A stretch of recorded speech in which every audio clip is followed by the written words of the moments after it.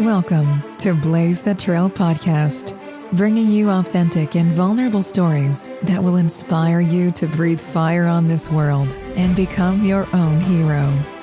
Here's your host, Blaise Hunter. Hello, welcome to Blaise the Trail podcast. I'm Blaise Hunter, and I am a fertility expert. No, I don't help people get pregnant. This is a different type of expertise. I actually inspire people to birth confidence, to birth self-worth, their books, business ideas, dreams, passions, and goals, as well as help them discover peace amongst infertility.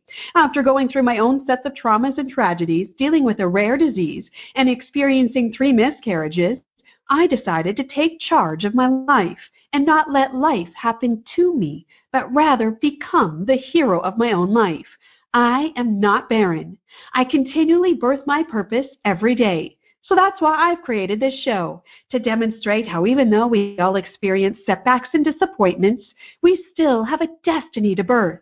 We just need to blaze the trail and be expecting. This podcast will inspire you to lean into your hardships and allow them to be the vehicle that transports you into becoming the hero of your life so you can breathe fire on this world. This week's episode is called The Money Magnet, and some points we'll cover are: how does fun, bold, and sexy relate to making money? Exploring the magnet mindset, how to step into abundance by owning it.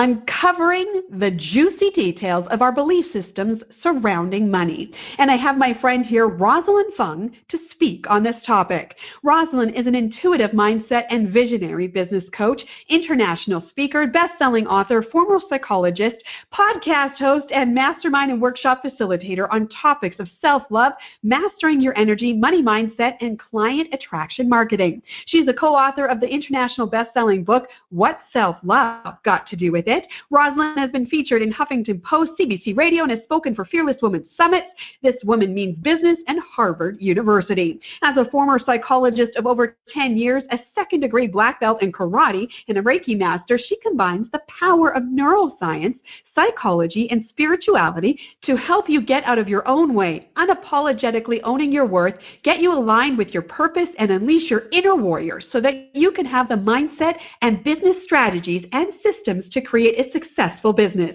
She is an abundance warrior, and her brand is fun, bold, and sexy. Welcome, Rosalyn, to the show. Hi, love. Thank you so much for having me here. I am so excited to jam with you. This is so amazing, and I love how connections happen because we both were speakers at the Fearless Women Summit at different years, different times, and somehow through the wonderful world of internet, we connected, had a Zoom call, and poof, we're soul sisters. I love it. That's right. Here we are. Yes. I love it too. And I love that you're just like fun, bold, sexy, fierce, warrior, because that's so me as well. So I think we're really aligned in our energy. And I think this is going to be a great conversation to really pull from and dive in deeper to help people in general just step into that warrior mindset and be fierce in whatever pocket of their lives, right? Absolutely. Absolutely, love. And we had set the intention for this to be such a juicy, sacred conversation so that those who are listening are going to receive the downloads that they need to receive, their soul needs to receive to up level to that next level version of themselves. Absolutely. So, we have a really good look at you from your bio, but tell me more of your backstory and how you transitioned from practicing psychology to where you are now. Thank you. So yes, I'm going to date it back to the year of June 2008. And picture this. So picture me. Some of you guys don't know who I am. So if I'm new to you, I am a Chinese Asian looking woman. So picture that with this perfect fitness model physique. And I'm standing here on this bodybuilding stage, really tanned, dolled up. My hair is all done. My muscles are popping. And I'm doing my quarter turns. And my life on the outside looks completely perfect. I had just started private practice as a new psychologist. something I had also been working hard for over the last 6+ years. And I still am married to my husband at that time for 3 years. And I was a 2nd-degree black belt in karate and a role model to kids, teens, and adults. So it looks completely perfect on the outside. But behind closed doors was a totally different story, Blaise. I was struggling with food restriction, binge eating, beating myself up, then over-exercising as my form of purging. I felt so guilty for eating all those extra calories and the different kinds of foods that I was not allowed to. And so this had been going on for years, actually, and secretly. And I came on that day on stage, I came in last place. And last place for me confirmed I am not enough. How could I be? I have everything that should make me happy, and on the surface I was happy, but I knew that deep inside there was more to me, because all I could think about was what to eat, when to eat. Is my stomach flat enough? And this was absolutely no way to live. And I imagine that some of the women that are listening can relate to this struggle themselves, as body image is such a, I'll call it, like, it's so significant, even to this day, right? Disordered eating and eating disorders. And so, of course, that led me to a breakdown, which then, as a therapist, I was led to learn about this method called Haikomi. And Haikomi means, how do I stand in relationship with myself, and how do I stand in relationship with others? So it's a mindfulness approach that combines neuroscience, psychology, and this thing called spirituality. And so of course, when you're learning something, you cannot not work on your own shit. So what I came to realize shortly after that was that I was unconsciously operating from this belief that I am valued in my doingness.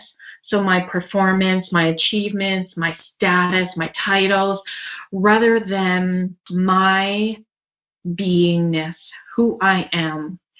And my doingness was never enough. So no wonder I was this perfectionist, this overachiever, and I was an absolute hardcore type A masculine-driven woman. And so that breakdown was really a spiritual awakening.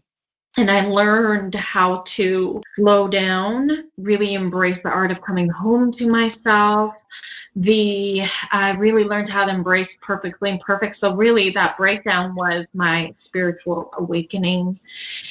And so I was so inspired by my own transformation that I got certified in Haikomi, which I still use to this day to help my clients shift their limiting beliefs that sit deep beneath in their unconscious.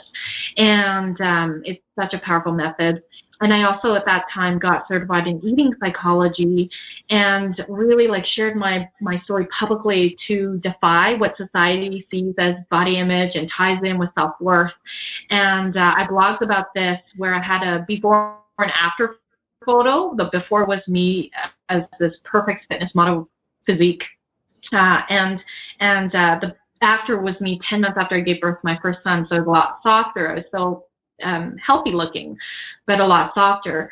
And this got the attention of Huffington Post. So I got published in the Huffington Post, and it's called Not a Typical Fitness Journey. So I knew that there was something greater happening here. I knew that I was really stepping into my purpose at that next level, and really was so on fire that I led many transformational groups for women who struggled in exactly the same way I did, with food and body image of all shapes and sizes. And I also worked with men. And so I'm the type of person that gets really inspired by my clients' journeys and their results, that I went, what else can I do? So in 2014, I joined a group coaching program. It was actually on mat leave with my second son. And it was a program for speakers to create more impacts in this world. And that led me to be the first psychologist to create in Alberta to create an online program, which is hashtag or lots of red tape. And I knew it was really possible. It's just because nobody here did it before yet doesn't mean you can't do it. And so I figured it out while still being able to stay integrity and to the code of ethics. And this led me to eventually realize that, I really wanted to play a bigger game, and my license was actually holding me back. I didn't know that at some point yet. I just thought, okay, what is going on? Like, I know I can make bigger impacts. I got to find out a bigger way. And I had been really influenced and inspired by my coaching peers in my program. And I eventually hired my very first business coach. So this would have been about 3.5, almost 4 years ago. And that was the scariest investment at that point in my life. I was like, oh my God, this is betting on yourself, because it was like the price of a car at that point in time. And I'm like, okay, I got to do this. Like, I know my soul's on fire. And so I want you guys to hear, like, when you feel the nudges, follow them. How much are you willing to bet on yourself? Because that's so important. The universe will deliver you opportunities, and these opportunities are you need to choose. Are you willing to step up into the unknown, step outside of your comfort zone? And so it wasn't easy, my loves, trust me. And so I started a coaching business on the side. I continued my private practice as a therapist. And at some point, I realized I couldn't keep going this way to have both businesses. And I was realizing that how I wanted to really show up was more aligned with coaching.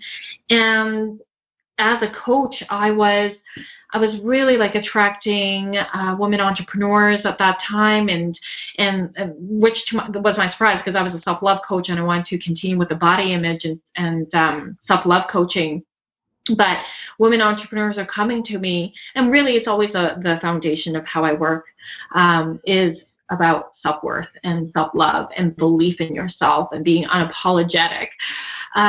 So with that, I started noticing that clients or women were coming to me and asking me and knowing what I've done, because I've spoken about it on stages, and they said, hey, like, I love your confidence. I love what you've done and created for yourself. Can you help me get out of my own way and play a bigger game? I'm like, yeah, that's awesome. And, I had known, because I've been in business for so long, even as a therapist, I've known how to build a business. And so it was an easy transition for me to move into become a business coach. And I continue to do my own work. I continue to do my spiritual growth. And through that, it's led me to become a spiritual business coach. So at some point, I did realize the license was holding me back. And it was not easy. This was the hardest decision in my life, to take the leap of faith. I was really scared. I took about 6 months to decide, even make a decision and fight my inner critic.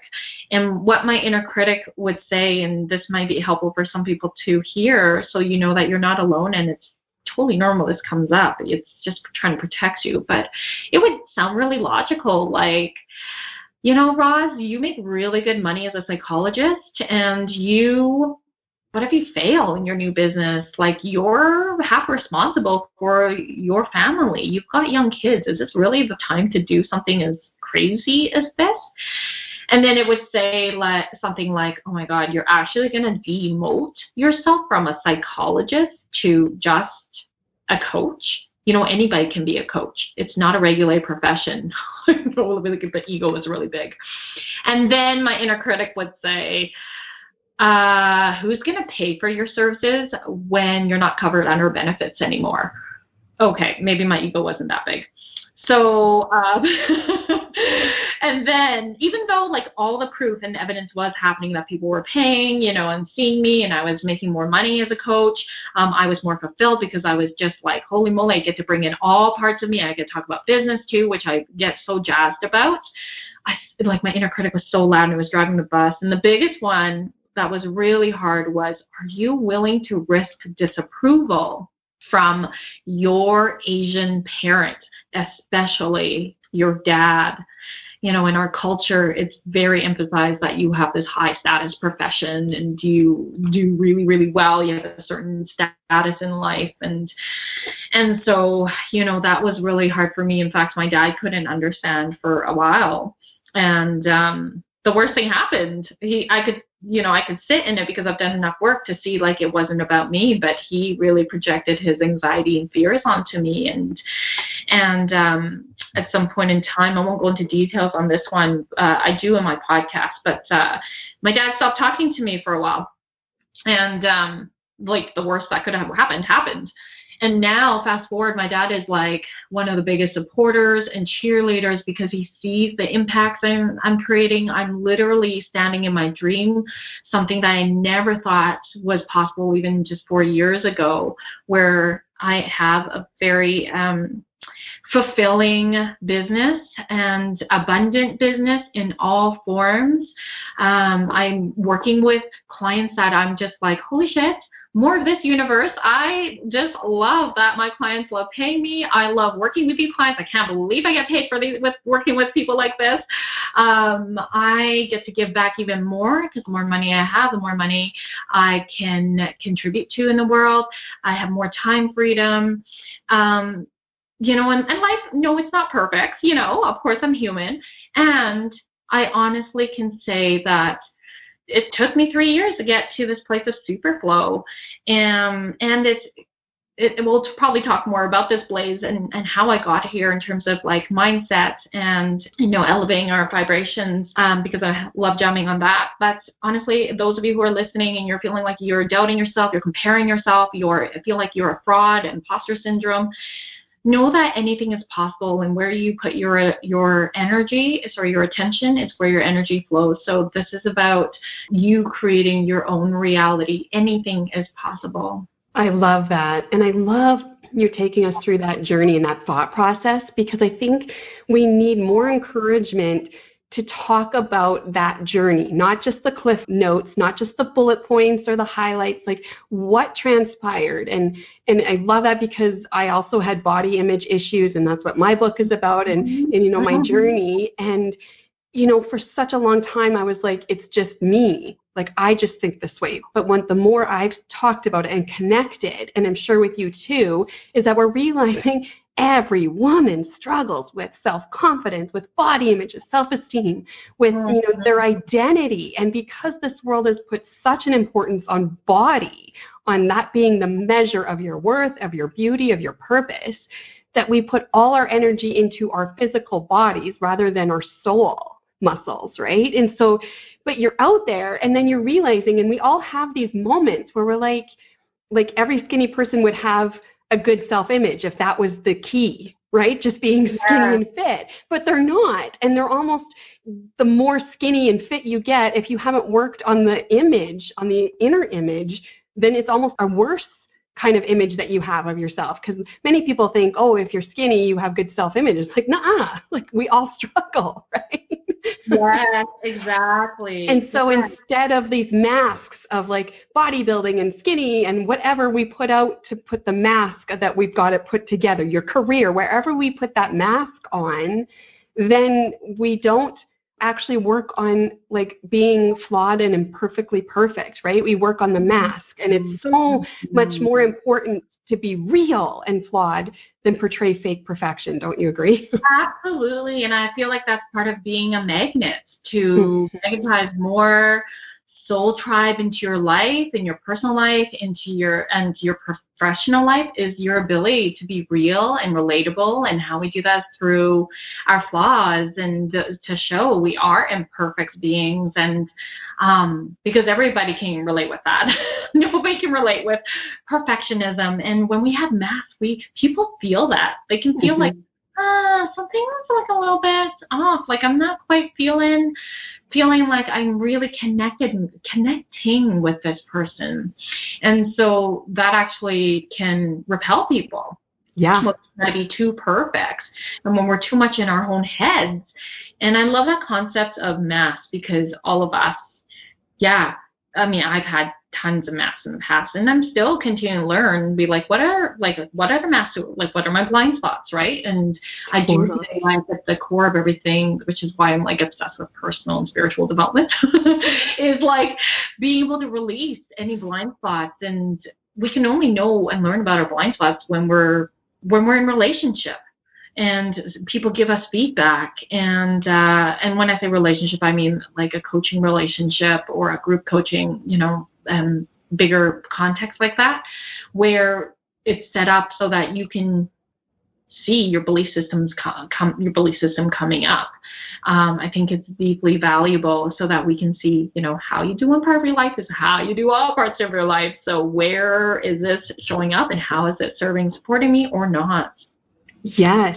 And like redefining what all of these labels and all of these meanings mean for you as an individual. They're unique for each of us, but we also have to realize, like, what are our strengths, what are we amazing at, and also what are the little flaws, so then we can meld it together and own it unapologetically, like you said. And like, we often use these masks or armor to protect ourselves, because we've been hurt, we feel lacking, not good enough, we have struggles in that area, so we put the armor on and create this image, but it's not real. And then it causes pressure to keep up with this image when we're really still not happy.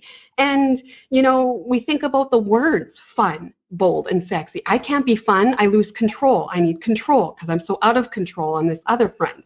And so I can't be that fun, right? Or bold. What does bold mean? Like, bold means risk, and good little girls aren't supposed to be risk takers. We're supposed to be safe and put together. And like, sexy means slutty. So I can't be sexy. I'm a mother. And we have these illusions around these lingos and these words. But like, I love how you incorporate this and change the definition of it and incorporate it into business. So let's, talk about it. This is your brand. How do you allow those characteristics to become a positive and relate to money? Yeah, absolutely. Oh my God, I just love how you put all that together. So yeah, it's my vibe. I'm both sexy. I'll feel that. And it's so I want to define that a little bit more. So fun is, I walk people through my personal signature system, which is exactly this. So it's, the fun part is really about, it's that foundation. So because of my limiting belief that I was operating on, I am valued in my doingness rather than my beingness, and my doingness was never enough. Now my mission is to support others to be, do, have. So we are being who we are, all fully expressed, and so like a lot of my clients, when they first come to see me, there's some that are scared to put themselves out there. And then there's some that are scared to put certain parts of them out there. And I certainly actually not too long ago, as I'm leveling up, I can actually speak light language. So this is a good example. So light language is a language that only your soul can understand. It's quite out there. And I was like, okay, I know I have this gift, but like, are people going to think this is like weird? Am I going to scare people off? Like, I don't even know how to use this gift, even though I knew it just has a healing component. It has an activating component. I'll talk more about that in a bit, but I was really scared. My whole point is, I was really scared to put myself out there for fear of what other people would think. And so the fun is all about embracing all of who you are and fully expressing that, because that, and then also building in the business systems and strategies to support more of that ease and flow into place, aligning with your branding and messaging. I help people leverage social media. So how to use social media so that you can build organic following, so not paid leads. And then the sexy is all about your magnetism. I am on a mission to redefine sexy, as I know you are, Blaise. So sexy is not about what you look like or what you wear. It's your vibe. It's your ability to really own your own power and own your value, so your self-worth, which is different than self-confidence.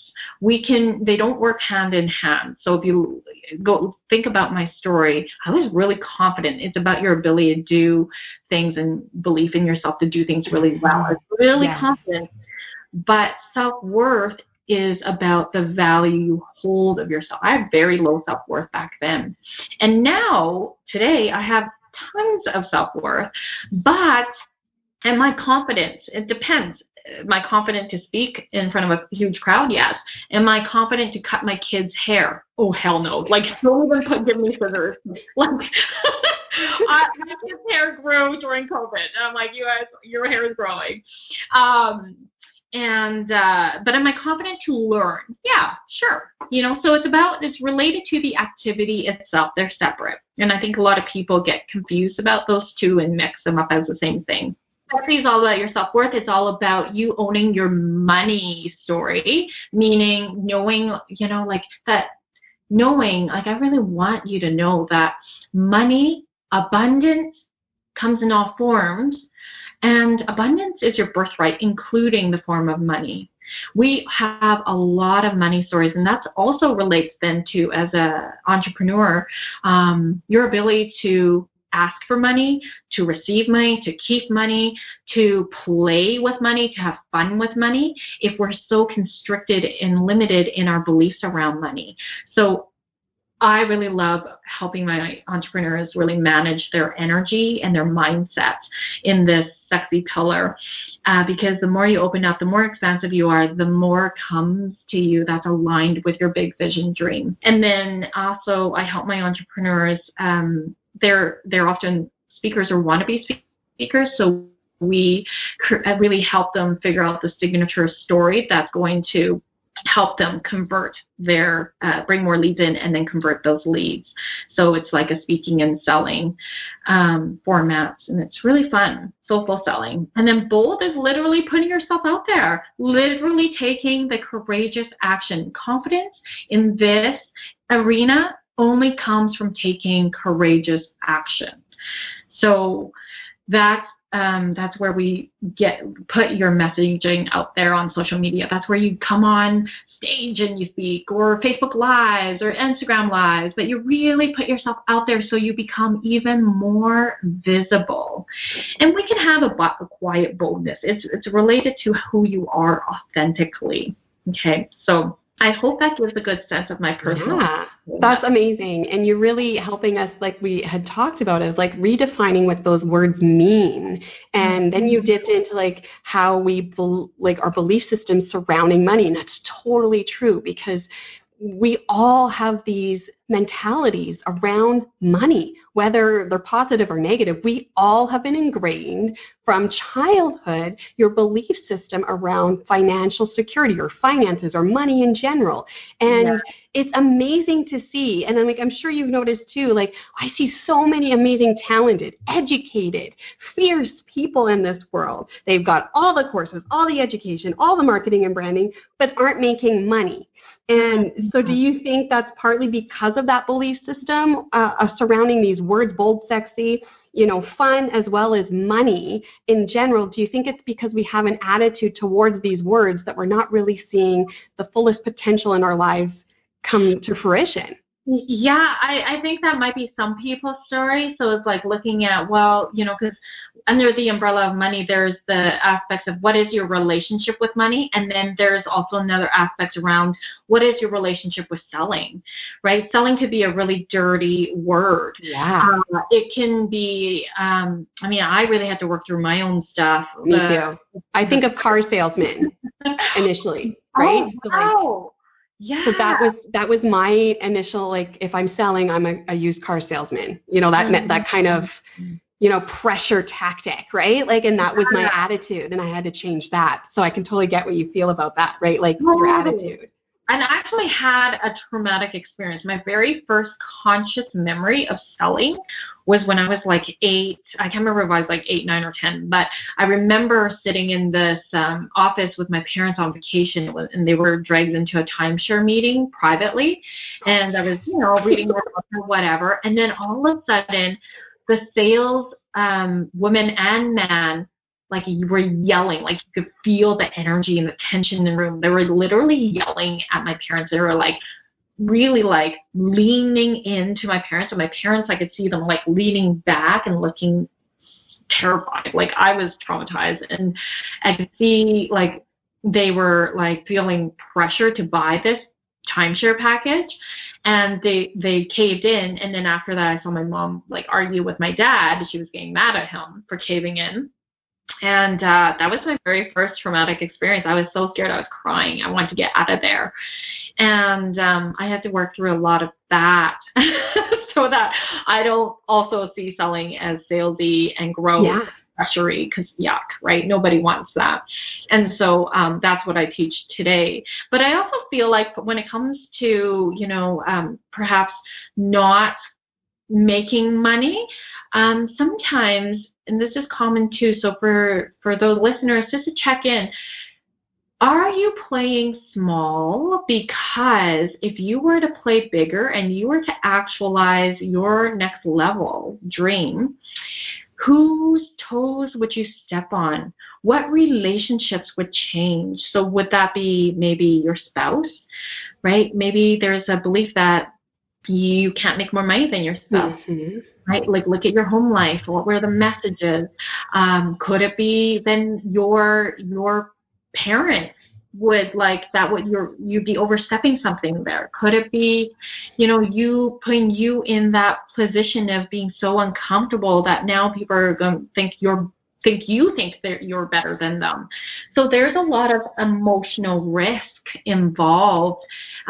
If we really look at our unconscious beliefs and look at our family system and how it really transpires, and once you realize that, and those are just stories that we've told ourselves because they helped us survive in growing up, so they're not wrong, they're not right, they're not good, they're not bad. I don't look at things that way. It's more about, it did serve you? Does it continue to serve you now? Yeah, and so the analogy I'd love to look at is when it comes to limiting beliefs, it's like, think about it like a life jacket that you create when you were a young kid, 5 years old. This happens on a subconscious level, and you learned all these ways to show up, these strategies to go into relationship with people so that you could survive and be rewarded. And so these happen on very minute, subtle levels unconsciously. And so now it's like this life jacket at this age isn't going to fit anymore. So it's time to release that life jacket and go for your dreams. I love that. I love how you're all explaining it. And yes, it doesn't mean it's bad, good, right, wrong. It's being reflective and understanding how we feel about things and asking those internal questions and having that dialogue within ourselves. And we're not trained in this day and age to have that dialogue. We don't even think about it consciously of how we feel about money. And I find money can be dirty topic and uncomfortable. And I'm like, let's pull back the curtain on that. Why is it so uncomfortable? Why isn't it out in the open? Like, we shouldn't feel bad to talk about money, wages, what you expect. Like, it should be more of a conversation and a topic that is easily flowed and intertwined in our lives, and just explaining to ourselves of how I feel and why do I feel that way? And like, I'm an advocate and an activist, and I'm grown up in a Christian home, and often like you're having that mentality, like doing God's work, doing activism is met with not being rich. Like, how it's met, like you have to, give that up for the cause. And I'm like, why do we think that way? Like, why can't I be rich and abundant and wealthy and still do it for a cause, right? Like, I know, right? And you know what? I think it dates back to history and just like how people in power had money, and not always were those people in power doing good with that money. And they were actually, being corrupted, doing corruption and being, so not doing good for the greater good and the greater of society. And so my sense is like, just even then there's such a hierarchy. Like if you make a certain amount of money, like you're considered more powerful or better than.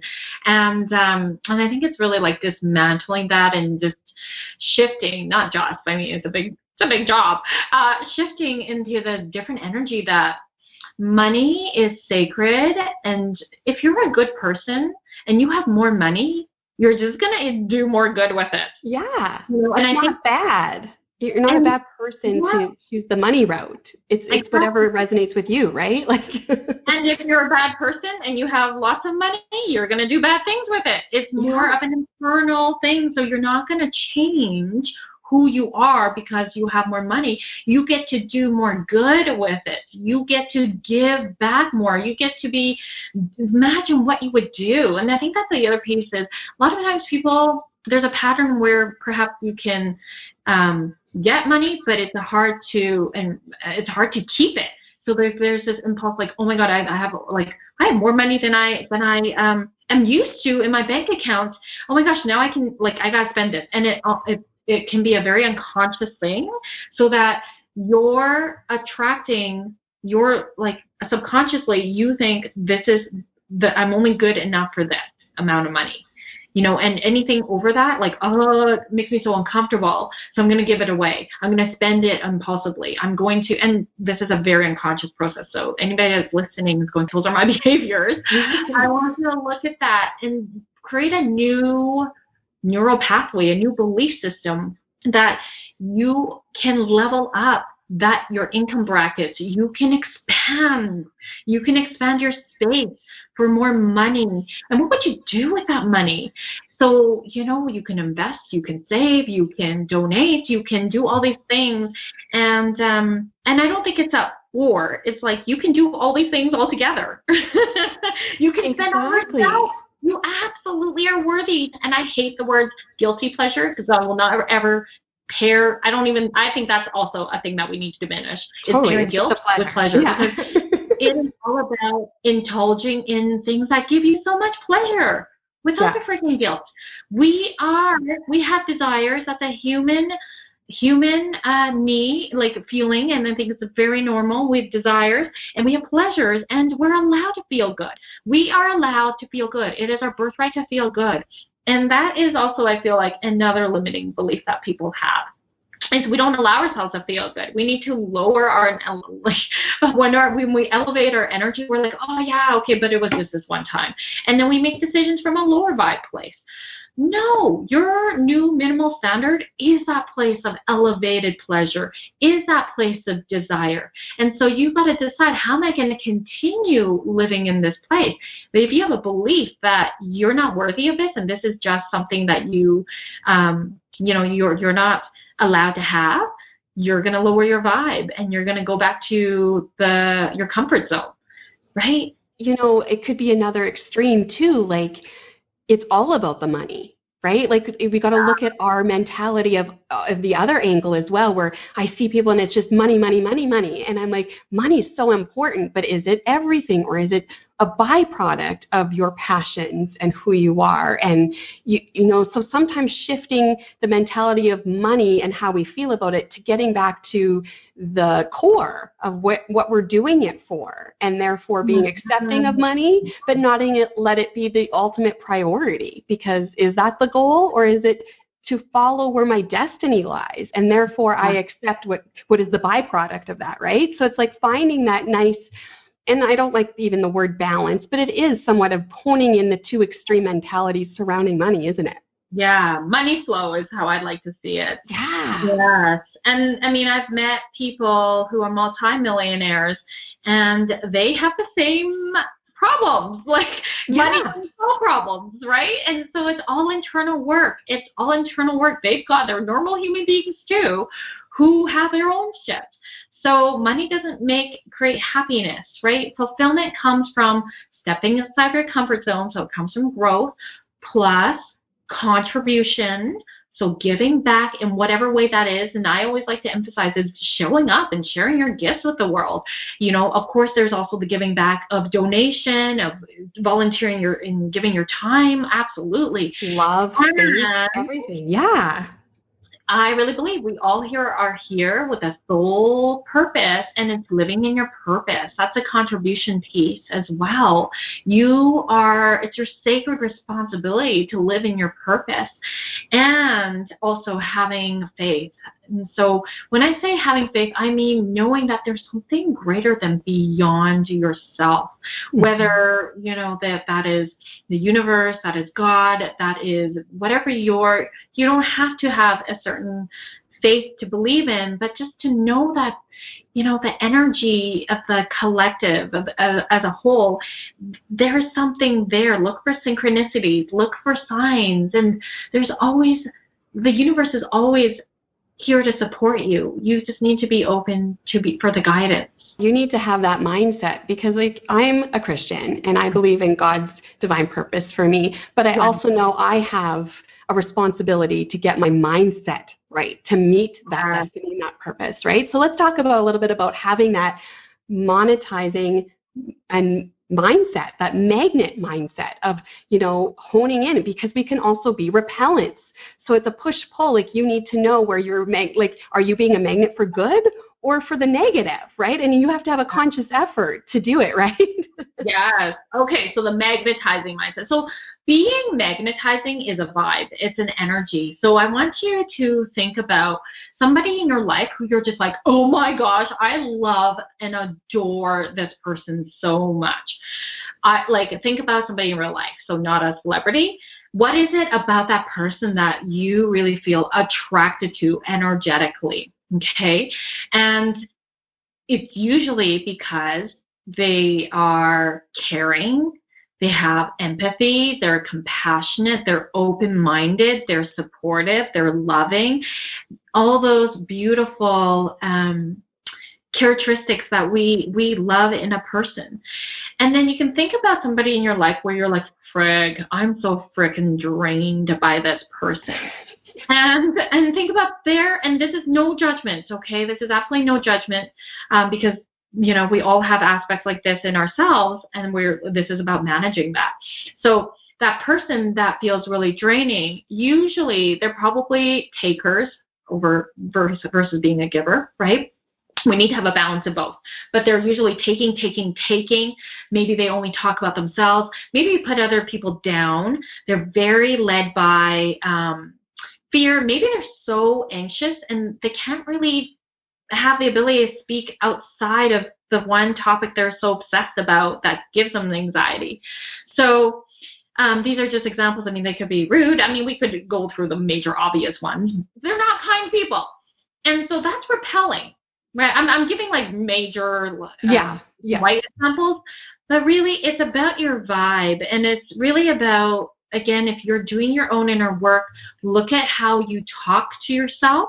I think if we go deep that way, look at how you go into relationship with you, because I think that is the most important relationship. Besides the one you have with a higher power, this one is the most important, because how you talk to yourself is what you allow more into your life. So if you talk to yourself, you criticize yourself, you put yourself down, you beat yourself up, then you're going to attract people who treat you just like that. And if you are in a relationship where you are speaking kindly to yourself, you have compassion for yourself, you can hold space for yourself and say, you know what, you tried your best and you can learn from your mistakes, and it's okay not to be perfect. When we speak to ourselves like we would to a loved one, whether that's our spouse or our friend, best friend, or a child, this is self-love. We have the capacity to love ourselves just as much, right? And I know that, a lot of my, my clients in both my professions, in the therapy profession, a lot of them beat themselves up. My current clients now, they doubt themselves a lot, like when they first come see me, and we need to shift some of that. And the doubt comes from more so lack of confidence, like in the putting themselves out there. But there's also some deep depth, and that means there's some layers that to go peel back and go, you know what, you get to be yourself, you get to show up. And what happens is here's what I love to say, if you are not polarizing your audience. You are not going bold enough. Okay? Nobody wants vanilla. I'm sorry if you like vanilla ice cream or cake or whatever, but in real life, when it comes to providing value in the world, you want to show up. You want to show up in your own who you are, the way you would say it. Even if your message is very similar to someone else's, maybe you even do the same thing, really. The way you show up, the way you deliver it, the way you your energy is, and how people feel you, that's what calls in. It's your soul speaking to your soul tribe, your soul members, those people that want to come more into your life, in your personal life or your professional life, as your clients, as your collaborators, whatever that looks like. That's the true magnetic factor. Ooh, I love all of that. It's so good to have this conversation about just being a magnet. I find that such a powerful word, and we need to explore that more and talk about it, encourage it in everyday life as well as in business, because often we allow it for business, but then we're not really applying the magnetized mindset to our personal everyday lives, right? Oh, and it's so important because we are the reflection of the 5 people we hang out with the most. Ooh. So are the 5 people you're surrounded by, are they are they thinking, and are they being, more importantly, who you want to become, or who are, in your own vibe, their own vibe, but you all have a very similar way of your conversations. They feel fulfilling, they feel uplifting, they feel inspiring, either cheerleaders, you're cheerleader for them. And if not, if you're surrounded by naysayers, here's the thing, you can do all the inner work, you can do all the growth, but if you are surrounded by naysayers, a negative environment where people don't believe in you, they're putting you down, they're continuing to challenge you, criticize you, unfortunately, environment always wins, and that is proven by research. Mm-hmm. So you surround yourself. And here's the other thing. You are not for everybody. So I know that as somebody's listening to this podcast, they might not be able to stand my voice or my energy. And I'm okay with that because it is not personal. In fact, I've had people come up to me who, this is actually really interesting. I've had 2 clients come up to me, and one of them said, I have to apologize to you. I'm like, why?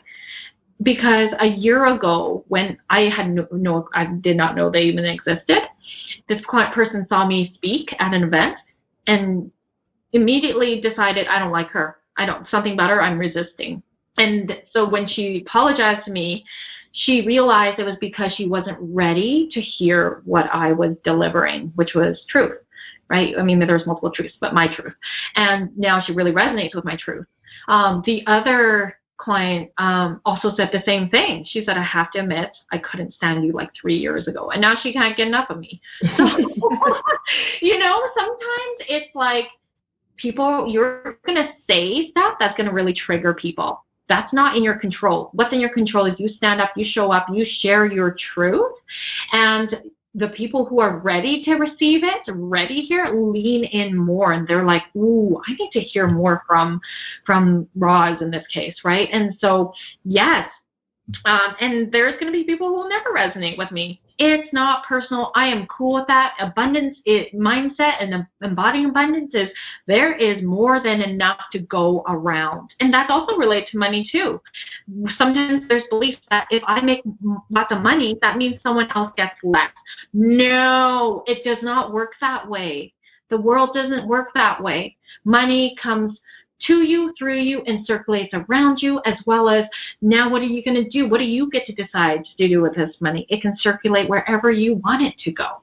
Absolutely. And that feeds directly into being a magnet and being unapologetically yourself, because the 2 and 2 coincide, don't they? Absolutely. Yes. Yes. Like, you have to know who you are. You have to know what your values are. So you have to have some honest conversations, like your come to Jesus moment, with yourself to understand how you want to have a business. Where are those values and what is important, like your top 3 things. And they're different for each person, and that's okay. But only when you know and are connected to who you are and what you want as an outcome, then you will actually be a magnet for the right customers and their clients, right? And make the money and be a magnet, because you are magnetizing your own, identity, right? Absolutely. And here's the other thing. It works this way too. So when you're a magnet, you're going to get a lot more visible and in business, and then lots of opportunities are going to come to you. So that's awesome. And not all these opportunities will be aligned. So recently, this is an example that happened literally, like, I think it was yesterday. Somebody had reached out to me, someone's assistant reached out to me and saw me on a summit that I was speaking on, loved my vibe, and said, you might be a really good fit for this other summit that's coming up. So myself and the summit host got on a call. Loved her. However, I had already checked out her marketing and branding, and it was more corporate-y and more LinkedIn. Now, I'm very clear. I am more like Instagram and Facebook. That's where I jam, and I hate LinkedIn personally. Just because it feels really, really like constricted and boring. Maybe I'm not using it right, I've not taken the time. But honestly, it's okay. So as we were chatting, I put those aside and just kind of went, okay, like, let's see, and we decided based on, because I know my values, because I know my audience, who my soulmate clients are, that's what I'm also looking at is like, is this mutually a good fit? It has to be mutual. And based on just what their summit was about and who they were wanting to attract, I knew our tribes weren't the same. So I also wasn't sure if I would be providing value and bringing more people to them, and that their people would be a fit for me. But the value in that conversation was making a good connection, so that I also love to connect people. I have a gift to naturally connect people. I always joke, but I think it would be true. If I was not a spiritual business coach, I'd probably be a matchmaker. I'd probably have a dating business. I've match made a couple couples, and one's engaged and one's been married for quite a few years now, and has lovely children. So it's I also do the same in businesses. I'm very good at connecting people, and that's the gift. I said I'm more than happy to connect you with people, but your ability to say no as well to opportunities that are not aligned will help you manage your energy as well. Oh, fantastic. Oh, I love your energy. And, if people are resonating with this conversation, what you're saying, your vibe, how can people get in touch with you and connect with you and be that money magnet with you and get into that fun, bold, and sexy?